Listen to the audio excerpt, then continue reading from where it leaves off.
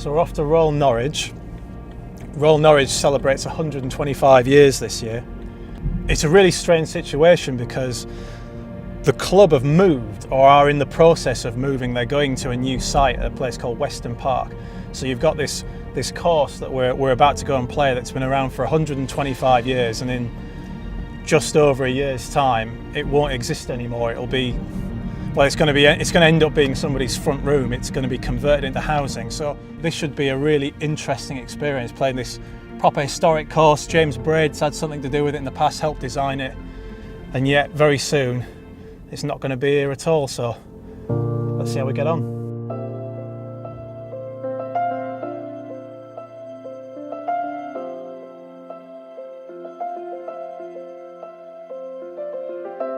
So just going up the putting green.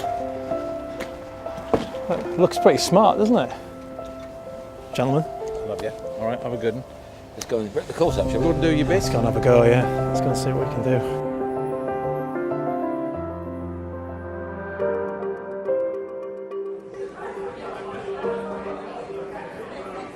Before I get out onto the course, I'm going to have a chat with Phil Grice, who is Royal Norwich's general manager. So Phil, obviously Royal Norwich are celebrating their 125th birthday this year, and this course that we look at with all its history and tradition is soon to be no more. Why are you having to move? There's a number of reasons. As you're aware, we've got a main artery into Norwich, divides the course. The golf ball travels further, the golf course feels smaller and shorter. We have got limited training facilities and practice facilities, and really the place is suffering from a lack of investment from a long time. But the golf course, or the golf club, sorry, was instigated with the idea of being outside of the city centre, wasn't it? So in many ways. Yeah, Jeremiah James Coleman, Mr. Coleman of Coleman's Mustard, some 125 years ago, that was part of the rationale for getting this piece of land. It was to get out of Norwich and come a couple of miles out of town. As you can see now, we are 4 or 5 miles in town. If I dropped you on the golf course, you wouldn't know you're in the middle of Norwich. Traffic and stuff like that, the things that work against you a little bit.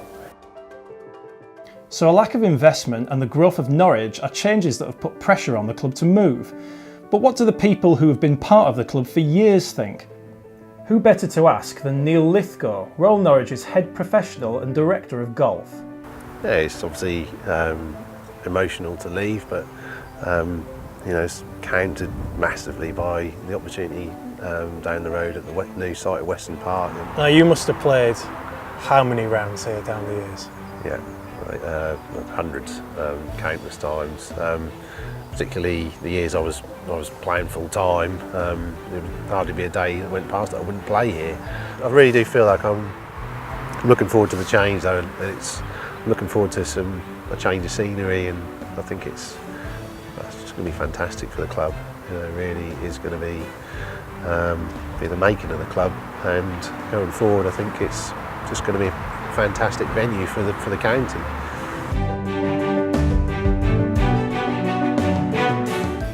So we're out on the course. That's Mel, my playing partner. It's shaping up to be a really good round. Does it feel a bit strange now coming into work each day and you're clocking off days? It's one fewer day, yeah, one fewer day. It's interesting losing somewhere like this and being part of the reason that it's happened. It doesn't always sit totally easy with me, if I'm honest, but you've got to stay focused on the future. So we've got this rather strange opportunity now, haven't we, to play this golf course for the next year, 18 months or so, in the full knowledge that in a couple of years it might be somebody's front room. It's a very sort of odd way of looking at it, isn't it? It's incredibly sad. There's some phenomenal history here. There's been, you know, no end with this year. We've got the Norfolk Championships here. You know, we've had the Martini International back in the 70s, which was a European tour event. There's an incredible amount of history here.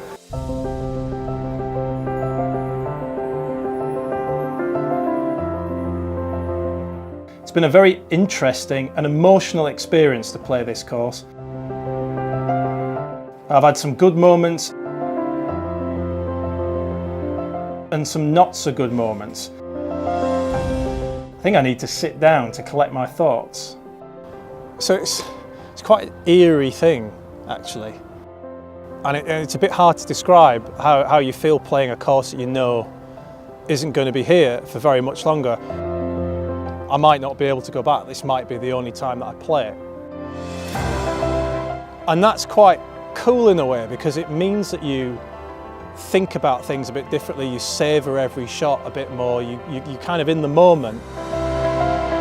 And how you play and how you perform doesn't really seem to matter. It's kind of irrelevant really. You just think, got to make the most of this time here, because who knows, you know, in a couple of years' time this is going to be someone's backyard.